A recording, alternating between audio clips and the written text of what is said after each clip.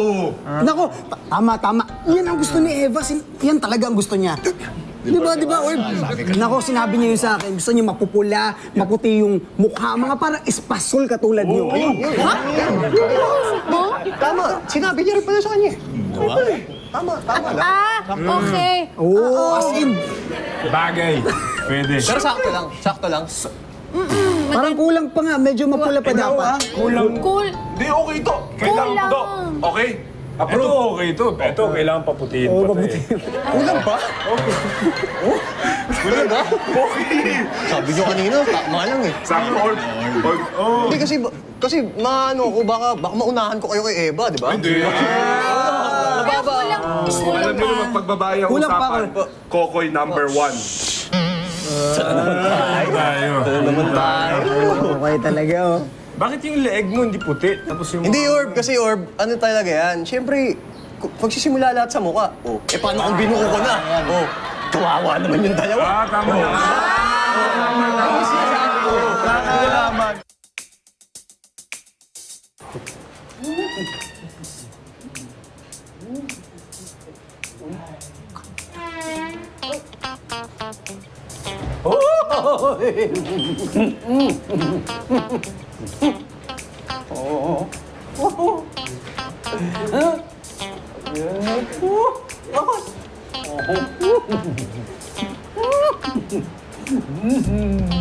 Brad, Oh, may bibili ka ba?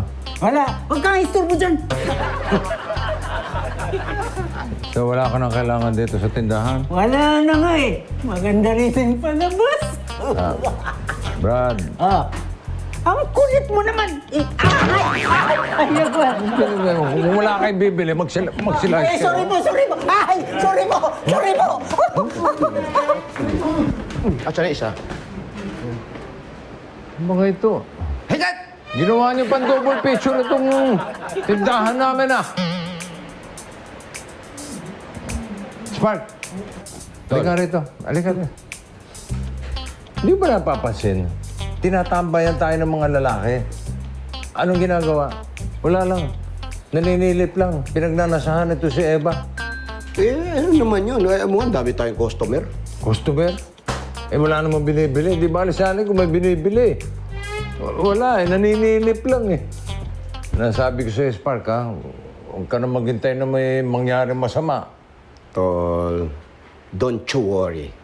Everything is in my control ability. Under in your control, Yes, in my control is ability of myself. Oh, What? ano meron? Anyari sa inyo? Ba't kayo na itsura niyo? Kayo ba'y napag-practice na sa parlor? Baka hindi nagbayad. Sige, yung Spark. Lahat gagawin ko para kay Eva. Eva, siguro naman ngayon ginawa na namin lahat ng gusto mo. Baka pwede ka na pumili sa aming tatlo kung sino sa amin yung gusto mo naman. Ha? Anong mamili? Walang galang na sa inyong tatlo, ha? Sa tingin niyo ba, magugustuhan kayo sa ganyang itsura ninyo? Naku, boys. I'm sorry, hindi ko alam kung bakit nyo naisip gawin yan. Pero, wala kasi akong gusto sa inyo eh. Yun. Ayoko pa mag-boyfriend.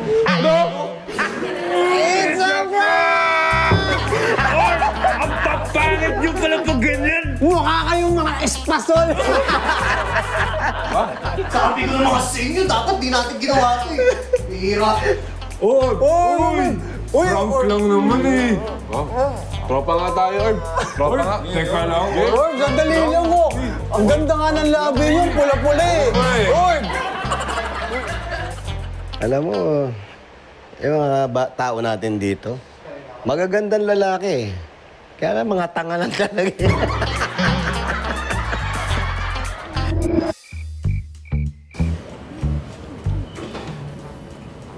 Orb, sorry no. Oo nga. Uy, tuwaan lang naman to. Hindi naman namin sinadya na mapahiya kayo eh. O, pati na tayo. Orb, Wala na yun. Kalimutan mo na yun. Kalimutan nyo na nga yun. So sorry. Babae lang yun, Orb. Ano ba? Sus naman. Koy, sabihin mo nga. Oo. Biro lang, Orbs. Yun yun naman pagpapalit namin yun kay Eva. Hindi na, Orb. Hindi, alam ko naman eh. O, ito na lang, Al. Tutulong na lang kami sa panliligaw nyo kay Eva. Yan. Ano? Pwede? Oo, tutulong kami. Hindi na mga orb. Alam mo, natuto na rin kasi kami. Hindi naman porket sexy manamit yung babae, eh papato agad sa amin. Same. Diba? Papahiya ka lang eh. Totoo yun. Totoo yung sinabi mo yan. Totoo yung mga pinagsas... Alam nyo, minsan lang tumatama din kayo eh. At gusto ko rin sabihin sa inyo, talagang hindi nyo malalaman kung anong pagkatao ng isang tao sa panglabas niyang anyo o yung pinakikita niya. Iba yung nasa labas at iba yung nasa loob. Tama, Sir Spark. Tama. Diba? Totoo naman. Eh, bakit sa inyo, Sir Spark? Pangit yung panglabas. Ganon din pangit yung panloob. Di ba pangit? Hindi. May gusto kang palabasin, puro panlabas. yung Hindi. Ang sinasabi ibig mo. kong sabihin, Sir Spark, parang kayo. Oh. Pogi pang labas. Yan. Oh. Pogi. Yan. Tapos pogi din pang loob. Pogi. Tama. Totoo ba yan? Pogi. Totoo ba talaga? Sir Spark, parang si Ma'am Kitty kanina, mainit ang ulo. Mainit ang ulo? Bakit? Anong nangyari? Yung mga babae kasi, Sir Spark, kailangan niya ng security. Kaya ako, ginawa ko kanina, sinabi ko kay Ma'am Kitty na tunay ang nararamdaman ko sa kanya. At hindi ako titingin sa iba. Sinabi mo kanino? Kay Ma'am Kitty! Oh. Actually, Sir Spark, kinilig pa nga siya. Hindi mo lang alam, papi. Selosa yan si Ma'am Kitty. Grabe magselos yan. Selosa? Totoo yan. Totoo, Sir Spark. Alam mo, naniniwala ako sa'yo na selosa yung anak ko. Manang-mana sa akin yan. Ganon din ako eh. Alam mo ha, kapag meron akong pinagseselosan, anong ginagawa ko? Ano ko, Sir Spark? Simple lang. Sinasakal ko ng ganito. Sasakalin ko ng hanggang sa hindi makahinga. Sabi ko sa'yo, lubayan mo yung anak ko. Ganyan ako magselos. Okay mo lang, ha? Alam ko yung ginagawa ko eh. Ito kasi, Sir Spark, lagi ko sa'yo sabihan mo eh. Alam mo na. Joke pa dyan, ha? Tama yan. Para makalimutan ko. Pwede. Marami na naman yung mga customer. Kaya nga mga orb eh. Baka matulad na naman tayo katulad ng kaninang umaga. Mga orbs, hindi yan. Sure ako. Eh, tignan nyo yung mga binibili ng customers. Paisa-isa lang. Tapos yung mga tigpipiso pa. Pansin ko nga din po. Hello, di ba ba obvious? May gusto kasi silang makita sa counter.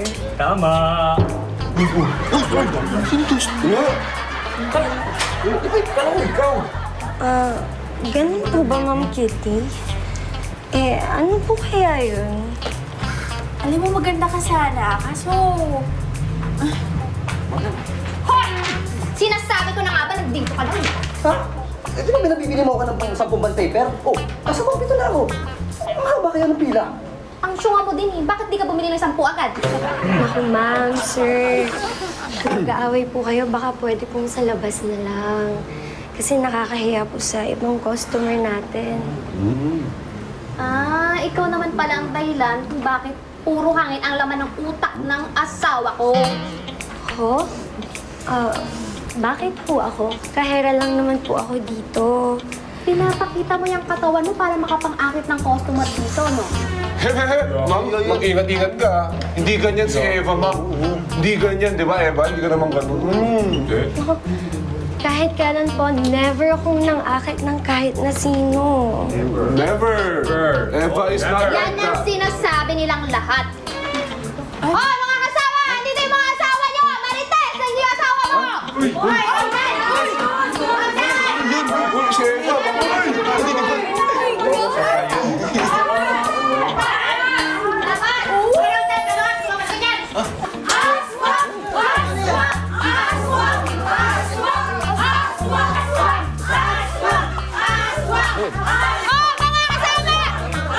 Anong gagawin natin sa aswang? Tapusin! Tapusin! Tapusin! Tapusin! Tsaka yung mga galit na misis, Kitty, kailangan yung tawagan si Sir Spark at Boss Easy. Nako, ako yung hinahanap nila. Haharapin ko sila. Tapusin! Tapusin! Kaya na siya! Mga kasama! Lalabas na siya!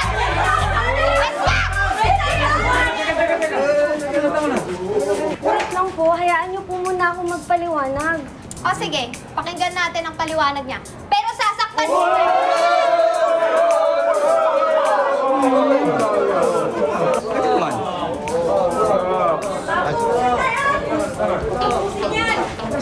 Stop. Hoy. Ano nangyayari dito? Ano ba? Bakit ba? Ano nagkakagulo rito? Ay, pwede ba? Ibaba niyo muna yung mga pamalo niyo. Pag-usapan natin ng mausay ito. Pwede ba? Sige, baba muna. Ano problema? Ang kahera niyo po kasi. Kaya pala hindi umuwi yung asawa ko. Nandyan lagi naglalagay sa inyo. Eh, sandali nga. Ang alam ko, yung mga asawa ninyo, kusang pumupunta dito. Kaya, hindi na namin kasalanan yun. Oo nga. Boss Easy, baka pwede pong magsalita ako. Sige. Gusto ko lang po humingi ng pasensya kung inaakala nyo na inaakit ko yung mga asawa nyo. Promise, wala po akong intensyon manira ng relasyon. Babe, wala naman talaga kasi siyang kasalanan. Nagagandahan lang kasi ako sa kanya. Pati kasi yung pagsasalita niya, malambing. Naalala ko lang nung mga panahon na ganun ka pa sa akin. Sorry, ha? Ha? Sige, may pagkukulang din naman ako. Paalalahanan mo ko pag ganun. Oo, babe. Sorry. Yan. Nakita niyo na. Responsibility ng mag-partner, yung magsabihan kung anong kulang. Yan. Konting akbay, holding hands, spending time together. Yan ang may maliliit na bagay, pero makakatulong sa relasyon. Maaaring wala akong asawa, wala akong experience sa mga relationship, pero natutunan ko yan sa mga kaibigan ko, kakilala ko na may asawa at mga kasal. Ganon, natutunan ko. Oo, aray. Parang tinamaan ako ron na. Saan? Tama naman po kayo, Boss Easy. Hayaan mo. Ibabalik ko rin pong pag-aalaga ko sa sarili ko para naman ganahan si Mr. Mukhang may solution po ako dyan. May naisip ako. Ano yun? Alam ko na, maligo kayo. Baka hindi kayo naliligo mga asawa niyo.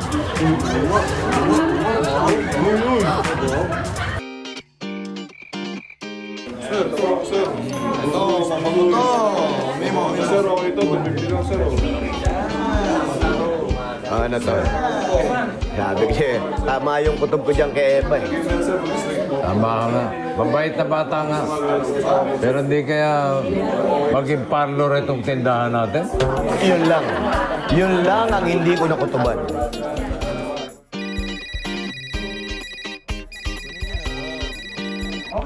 Hello?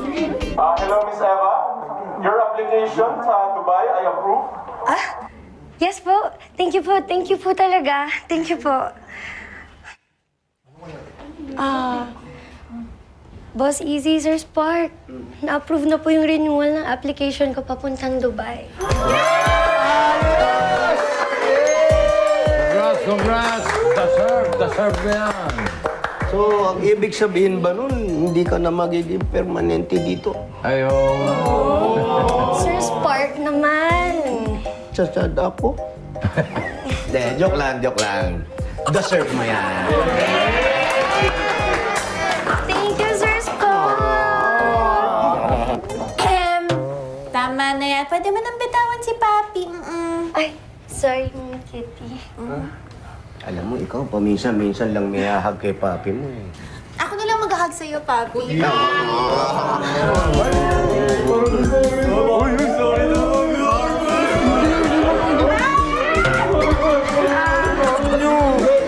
Si Mong... Pwede Pwede ba ako mag-join, Sir Spark? Eto, join mo yung mukha mo rin. Kayo po, Boss Easy, baka gusto niyo po ng hug. Ay, busog ako eh. Fist bump na lang. Fist bump. Tara, ayusin natin sila. Perfect. Let's go! Naku ma'am, napakaganda ng mga products na yan. Ma'am. Smart. Ang panlabas sa